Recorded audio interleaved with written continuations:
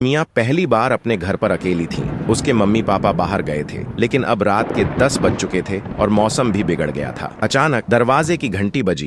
मियाँ को लगा शायद मम्मी पापा आ गए, लेकिन जब उसने दरवाजा खोला वहाँ कोई नहीं था। कुछ ही मिनट बाद फिर से दरवाजे की घंटी बजी। अब उसकी धड़कन तेज हो गई। उसने फिर से जाके दरवाजा खोला और वहाँ कोई नहीं था। डर के मारे उसने अपने पापा को कॉल किया। फोन पर पापा ने कहा, हम आ रहे, तुम अंदर से दरवाजा लॉक कर लो, घबराना मत। तभी वह देखती है कि सीढ़ियों के पास कोई छाया हिल रही है। जैसे ही वह वहां पहुंची, वहां एक पुराना लाल गुड़िया रखा हुआ मिला। मियाँ अब बेहद डर गई। गुड़िया के चेहरे पर एक अजीब सी मुस्कान थी। अचानक गुड़िया की आंखें चमक उठीं। गुड़िया ने धीरे से कहा, तुमने मुझे अकेला क्यों छोड़ दिया? तभी फिर से घंटी बजी और पापा की आवाज सुनाई दी। उसने दरवाजा खोला और देखा मम्मी पापा आ गए हैं। उसकी हंसी अब घर में गूंज रही थी। लेकिन मियाँ के साथ जो हुआ था वह वास्तव में था या उसका भ्रम? देर रात एमा के डोरबेल कैमरे से एक अलर्ट आया। उसने फोन देखा तो पाया कि एक अजीब आदमी उसकी दहलीज पर खड़ा था। वह न दरवाजा खटखटाता न हिलता, बस कैमरे को घूरता रहता। क्या मैं आपकी मदद कर सकती हूँ? एमा ने कांपती आवाज में इंटरकॉम से कहा। आदमी ने धीमी और टूटे हुए स्वर में कहा, क्या मैं अंदर आ सकता हूँ? एमा का दिल तेजी से धड़कने लगा। उसने पुलिस को फोन किया, लेकिन वह आदमी चुपचाप वहीं खड़ा रहा। कुछ ही मिनटों में एक पुलिस की गाड़ी वहां आ पहुंची। जैसे ही वे उसके करीब आए, वह आदमी धुंधला हो गया। पुलिस वालों के देखते ही देखते वह छाया में गुम हो गया। वह गायब हो गया। एक पुलिसकर्मी बुदबुदाया और पोर्च पर चढ़ गया। एमा जो खिड़की से झांक रही थी, उसके रोंगटे खड़े हो गए। उसने फिर फोन पर कैमरा फीड देखा। अब फीड में दिखा कि पुलिसकर्मी सीधे उसकी ओर देख रहा था। उसके पीछे लिविंग रूम के शीशे में वही आदमी खड़ा था, एक चौड़ी डरावनी मुस्कान के साथ। एमा को समझ नहीं आया कि पहले कौन हरकत करेगा। एक दिन ईशा और ईरा, दो बहनें, अपने गांव में घर के बाहर वॉक कर रहे थे। तभी उनको वहां एक पुराना पार्क दिखा। पार्क में सन्नाटा था। ईशा और ईरा झूले पर बैठ गए। तभी हवा में एक डरावनी हंसी सुनाई दी। वह दोनों डर गए। उनके सामने एक काली छाया उभरी, जो एक लंबी और डरावनी चुड़ैल का रूप ले रही, और वह जोर से चीखी, इस झूले पर क्यों बैठे? ये मेरा है। ईशा और ईरा ने भागने की कोशिश की, लेकिन वह असफल रहे। तभी ईरा ने हिम्मत दिखाते हुए पूछा, तुम हमें नुकसान क्यों पहुंचाना चाहती हो? चुड़ैल ने कहा, क्योंकि मैं जब छोटी थी इस झूले पर बैठकर गिर गई। मेरी आत्मा इसमें कैद है। तभी ईरा ने बड़ी चालाकी से चुड़ैल को अपनी बातों में उलझाया और पास पड़े पत्थर से झूले की रस्सी काटने की कोशिश की। जैसे ही रस्सी कटी, चुड़ैल दर्द से चिल्लाई। वह काली धुंध में बदलकर गायब हो गई। साथ ही झूला अचानक फर्श में समा गया। अब दोनों बहनें तुरंत वहां से भाग खड़ी हुईं। उनके साथ जो हुआ था उस पर उनको अभी तक यकीन नहीं हो रहा। एक दिन स्कूल से लौटते वक्त नमन अकेले लिफ्ट में चढ़ा। उसने 7वीं मंजिल का बटन दबाया, लेकिन लिफ्ट रुकने के बजाय 13वीं मंजिल पर जाने लगी। हैरानी की बात यह थी कि इमारत में 13वीं मंजिल थी ही नहीं। लिफ्ट के दरवाजे जैसे ही खुले, नमन ने देखा कि उसके सामने एक खाली अंधेरा फ्लोर था और हल्की हल्की अजीब सी सिसकियों की आवाज सुनाई दे रही थी। जैसे ही वो लिफ्ट से बाहर आया, लिफ्ट से आवाज आई, मेरी मदद करो। नमन का दिल तेजी से धड़कने लगा। तभी एक छोटी लड़की नमन के पास आई और बोली, भैया मेरे साथ चलो। नमन ने हिम्मत जुटाकर पूछा, तुम कौन हो और ये जगह कौन सी है? लड़की ने हंसते हुए कहा, तुमने 13वीं मंजिल के बारे में सुना नहीं? यहाँ आके कोई वापस नहीं जाता। ये सुनकर नमन डर से कांपने लगा और चिल्लाने लगा। तभी लड़की नमन को अपने साथ ले जाने लगी। तभी नमन वहां से भागा और लिफ्ट के पास आया। अचानक तभी लड़की सामने आई और बोली, मैं भी तुम्हारे साथ चलूंगी। और वह लड़की गायब हो गई। लिफ्ट तेजी से नीचे गिरने लगी और 7वीं मंजिल पर रुक गई। वहां सब कुछ सामान्य था, लेकिन घर जाकर जैसे ही नमन ने अपनी मम्मी को यह किस्सा सुनाया, मम्मी ने कहा, अरे वो लड़की 10 साल पहले इसी लिफ्ट में एक बच्ची फंस गई थी और वह कभी वापस नहीं आई। और उसी रात जब वह अपने कमरे में सो रहा था, उसे कमरे की खिड़की के पास वहीं सफेद फ्रॉक वाली लड़की दिखाई दी। उसने मुस्कुराते हुए कहा, फिर मिलेंगे भैया। अब नमन सारी रात सो नहीं पाया। वरुण अपने माता पिता के साथ शहर के एक बड़े घर में रहता था। एक रात जब वह घर में अकेला सो रहा था, वरुण ने अचानक बाहर कुछ आवाजें सुनी। उसने धीरे से अपने कमरे की खिड़की से बाहर झांका। एक परछाई दीवार के पास सरक रही थी। वह समझ गया कि कोई चोर उसके घर में घुसने की कोशिश कर रहा है। वह अपने कमरे से बाहर निकला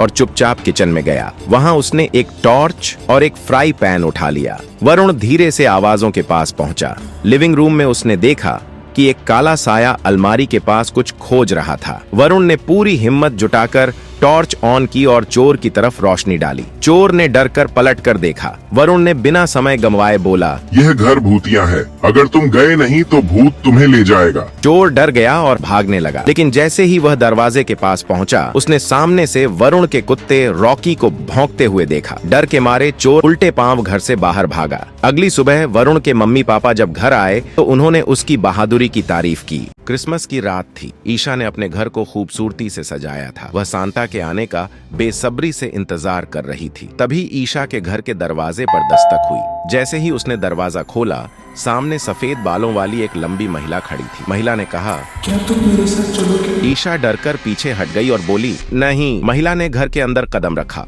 महिला ने अपना गाउन हटाया और वह डरावनी चुड़ैल में बदल गई। उसने कहा, तुम्हारा क्रिसमस यही खत्म होता है। ईशा ने खिड़की के पास रखा पवित्र क्रॉस उठाया और चुड़ैल के सामने लहराया। क्रॉस देखते ही चुड़ैल पीछे हटने लगी। उसने दर्द भरी चीख के साथ धुएं में बदलकर गायब हो गई। ईशा ने अपने मम्मी पापा को सारी बात बताई। उन्होंने उसे कहा, तुम हमारी सबसे बहादुर बेटी हो। और तभी असली सांता आया, ईशा को गिफ्ट दिया और शुक्रिया कहा। ईशा के घर में फिर से रोशनी और खुशियां फैल गईं। उस रात ईशा ने सीखा कि बहादुरी से हर डर को हराया जा सकता है।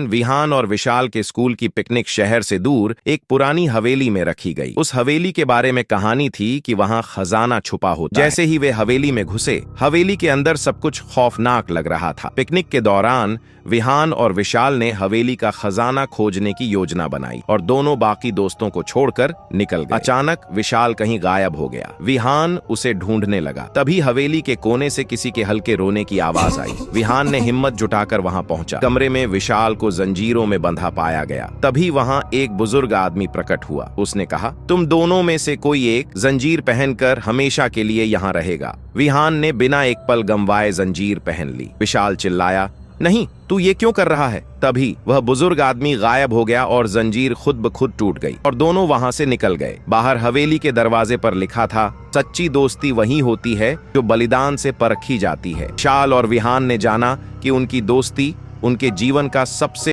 छुट्टियों में ईशा और ईरा अपने पेरेंट्स के साथ घूमने गए। उन्होंने एक पुराना और बड़ा होटल चुना। होटल बाहर से सुंदर था, लेकिन अंदर थोड़ा डरावना लग रहा था। रात में जब ईशा और ईरा अपने कमरे में सोने गए तो अजीब आवाज सुनाई देने लगी। ऐसा लग रहा था जैसे कोई धीरे धीरे उनके कमरे की पुरानी पेंटिंग पर दस्तक दे रहा हो।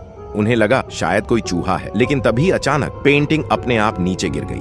पेंटिंग के पीछे एक दरवाजा छिपा था। ईशा और ईरा ने डरते डरते उस दरवाजे को खोला। अंदर एक अंधेरी सुरंग से हल्की रोशनी आ रही थी। दोनों ने साहस जुटाया और सुरंग के अंदर घुस गए। थोड़ी दूर चलने पर उन्होंने देखा कि वहां एक प्यारी सी बिल्ली थी जो फंसी हुई थी। ईशा ने उसे सहारा देकर अपनी गोद में उठा लिया और वह बिल्ली को सुरंग से बाहर लेकर आए और उसको आजाद कर दिया।